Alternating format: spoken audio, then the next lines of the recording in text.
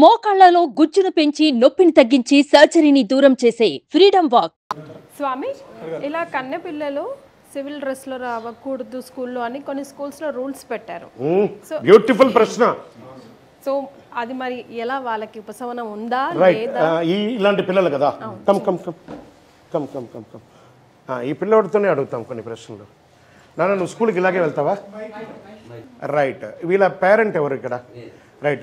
ఆ స్కూల్లో మీరు కూర్చొని మీరు స్కూల్కి వెళ్ళినప్పుడు ఈ స్కూల్కి ఒక నియమాలు ఉంటాయి, మీరు ఈ స్కూల్ నియమాలను పాటిస్తేనే మీ అబ్బాయిని మేము ఇక్కడ చేర్చుకుంటాము అని మీకు తెలియదులేండి. అవన్నీ అక్కడ స్టార్లో ఉంటుంది, మనం చదువుంటాం, ఆ స్కూల్లో జాయిన్ అయిపోవాలి అనే ఒక బ్లైండ్గా పోయి చేర్పించేసి అక్కడ చేర్పించేశారు.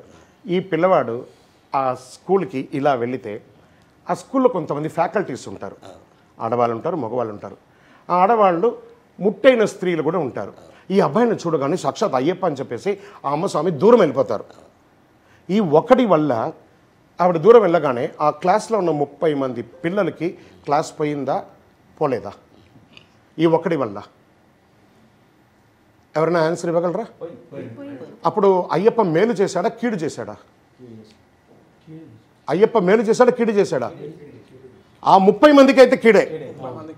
కానీ ఏమన్నారంటే దీక్ష తీసుకునేది ఈ అబ్బాయి కోసమే కానీ స్కూల్ కోసం కాదు.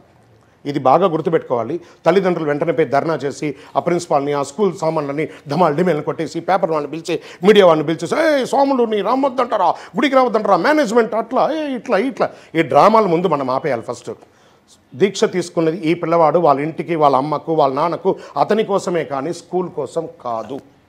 101%. స్కూల్కి వెళ్తే యూనిఫామ్తోనే వెళ్ళాలి. యూనిఫామ్ లేకపోతే స్కూల్కి వెళ్ళొద్దు. ఆ మేనేజ్మెంట్ తప్పు చేస్తే మాల వేసుకున్న అయ్యప్పనే మీరు అవమానించినట్టు. స్వామి, జయదర్గుట్టలో బాబుజీ హై స్కూల్లో చదువుతాడు మా బాబు. ఆ సార్ ప్రిన్సిపాలు అయ్యప్ప మాలేస్తాడు. అక్కడ ఉన్న టీచర్స్ కానీ పిల్లలు కానీ ఒకే విధానంగా చెప్తాడు. మీరు అతన్ని చూసి భయపడద్దు, దూరం వెళ్ళొద్దు. మీరు అయ్యప్ప స్వామి భక్తులైతే భక్తిగా ఉండండి, లేదనుకో మీ పని మీరు చేసుకోండి, అతని పని అతను చేసుకుంటాడు. టీచర్స్ కూడా చెప్తాడు, వాళ్ళకి కొద్దిగా పూజకు పోయి లేట్ వచ్చినా ఏదైనా కొద్దిగా వెనక ముందైనా వాళ్ళని అలా వదిలేయండి. లేట్ వచ్చినా కూడా వదిలేయమంటున్నారా? వదిలేయండి, కొట్టగా. Very good. ఇప్పుడు దీక్షలో ఉండగా 10th ఎగ్జామ్ ఉండగా లేట్ వచ్చినా కూడా వదిలేయంటారా? చిన్న ఆస్కింగ్. ఫ్లైట్ టికెట్ తీసుకుంటాము, లేట్ వచ్చేస్తుంది, అయ్యప్ప లేట్ వచ్చాడు, మీరు ఇరుముడి కొట్టుకొని శబరిమలకి వెళ్తారు, శబరి ఎక్స్ప్రెస్సే కదా. స్వామి ఒక్క నిమిషం లేట్ అయిందా, మేము జగద్గిరి గుట్ట నుంచి వస్తున్నాము, ఆపవాయ అంటే సిగ్నల్ రెడ్ గ్రీన్ ఎల్లో వచ్చిందంటే, గ్రీన్ వచ్చిందంటే వెళ్ళిపోవాలి. నెక్స్ట్ 7th క్లాస్ లోపు ఉన్న వాళ్ళకి ఆ మాట చెప్తాడు. 7th అయినా 10th అయినా స్కూల్కి వెళ్ళాలి అని అంటే దీక్షగానే వెళ్ళాలి స్వామి. ఇది దీక్ష మీ ఇంటి కోసమే కానీ అది స్కూల్ కోసం కాదు స్వామి. ఆ ప్రిన్సిపాల్ ఎలా ఉన్నారనేది మీకు అక్కర్లేదు, మీ అబ్బాయి ఎలా ఉన్నారనేది మీరు తెలుసుకోవాలి ఫస్ట్. ఇది ఏమవుతుందంటే మీరు ఇప్పటి నుంచే ఆ పిల్లడికి కాంట్రవర్షియల్ నేర్పిస్తున్నారు. వాడు ఫ్యూచర్లో ఏం మెసేజ్ ఇస్తున్నాడు సమాజానికి? I should be honored to my school, I should be honored to my studies, I should be honored to my discipline అని ముందు ఇప్పుడు అతను అలవాటు అయ్యాడంటే రేపు విదేశాలకు పోయినా కూడా అతను అలాగే ఉంటాడు. దేశ విదేశాలకు పోయినా కూడా ఈ పిల్లవాడికి మీరు ఏం చెప్తున్నారు, నువ్వు ఇష్టం వచ్చిన లేట్ వచ్చినా పర్లేదు, నేను ఏమన్నారు 7th క్లాస్లో పిల్లడు కాబట్టి వీడు ఇప్పుడు అలవాటుని నువ్వే కదా చెప్పినావు, 7వ తరగతి లోపు లేట్ బొమ్మన్నావు, ఈరోజు 10వ తరగతి వచ్చినా అవును పోయినా లేట్ అయింది ఏం చేయమంటావు అని నిన్ను రుబాబుగా అడుగుతాడు. అప్పుడు నీ దగ్గర ఆన్సర్ ఉండదు. మనం ఏం చేస్తామంటే నువ్వే కదా నాకు చిన్నప్పుడు నేర్పించావు, ఇప్పుడు మాత్రం ఎందుకు ఇలా అడుగుతావు? మనమే ముందు ఫస్ట్ డిసిప్లిన్ నేర్పించే తీరాలి మన పిల్లలకి.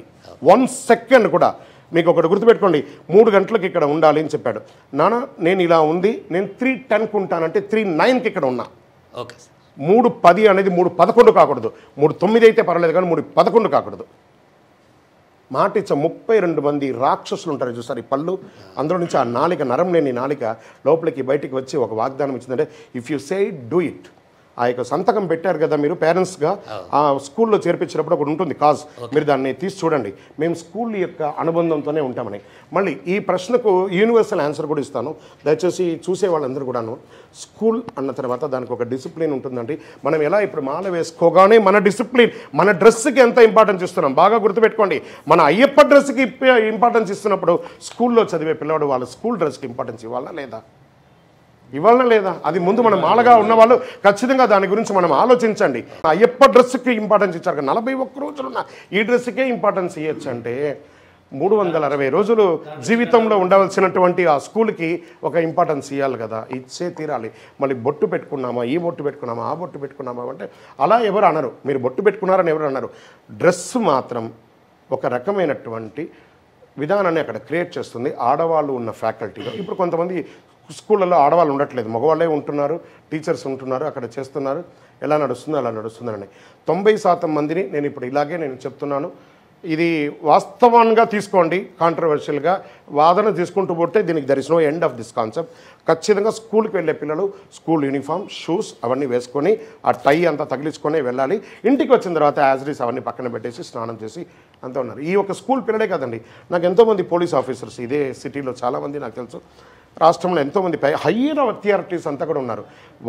వాళ్ళ పై అధికారుల దగ్గరికి వెళ్ళాలంటే there should be a discipline, ఇలాగే వెళ్ళాలి అని. తర్వాత మిలిటరీస్లో ఉన్నటువంటి మంచు, ఇంత లోతు మంచులో ఉన్నవాళ్ళు ఈ లోతు షూస్, కేరళ వాళ్ళందరూ చూడండి, చాలామంది మలయాళీస్ అక్కడ మిలిటరీలో బార్డర్లో మన కోసం కాపాడుతున్నారు, రక్షక భటులుగా ఉండి ఇంతంత లోతు షూ వేసుకొని 2 రోజులు స్నానం కూడా చేయరు. విపరీతమైనటువంటి మంచు, ఒక రొట్టె ముక్క మాత్రమే ఉంటుంది. నేను దీక్షలో ఉన్నాను, 2 పూట స్నానం చేశాను, ఏకభుక్తం చేశాను, ఎల్లిపాయ లేదు, అక్కడ అవన్నీ లేదు. వాడు రొట్టె తీసుకొని ఒక వాటర్ క్యాన్ తీసుకొని వేడిది తీసుకొని మంచు కొండలోకి వెళ్తాడు. 2 రోజుల తర్వాత తిరిగి వస్తాడో రాడో తెలియదు. అలాంటి చోట ఉండి కఠినమైనటువంటి దీక్ష, మళ్ళీ ఈ రూమ్కి రాగానే అతను మళ్ళీ శ్రద్ధాభక్తులతో స్నానం చేసి పూజ చేసుకొని చేస్తున్నారు. సో ఇది వచ్చి అన్ని వర్గం వారికి డిసిప్లిన్ ఉన్న వర్గానికి అన్నిటికీ కూడా ఇది వర్తిస్తుంది. శరణమయ్యప్ప. స్వామి గురుగారు, మీరు మాట్లాడేదానికి చిన్న డౌట్ ఉంది స్వామి, నాకు అది క్లియర్ చేద్దామని అడుగుతున్నాను మీకు. అయితే ఇప్పుడు మణికంఠ బాబు అంటే మగ అబ్బాయి అయితే మనకి ఫ్యూచర్ అంతా ఎప్పుడైనా మాలేసుకోవచ్చు, ఇప్పుడే వేసుకోవాలి స్కూల్లో, ఇప్పుడు చిన్నప్పుడే వేసుకోవాలి, స్కూల్కి డిస్టర్బ్ చేయాలనేసి ఉండకూడదు. నేను మగ పిల్లకి అది నాకు డౌట్ ఉంది.